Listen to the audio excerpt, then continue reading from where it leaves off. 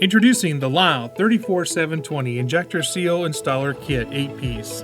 This kit can be used when replacing Teflon seals on most Hitachi, Bosch, Continental, Delphi single and double sealed fuel injectors.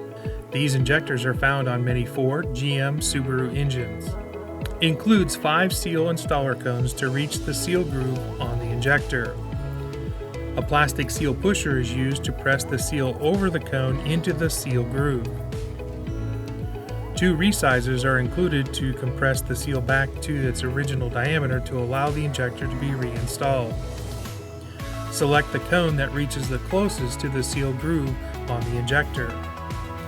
Place the seal on the cone by hand without using any type of lubrication.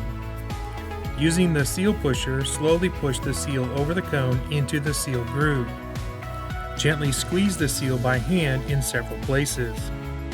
While twisting, slowly push the .312 resizer over the seal.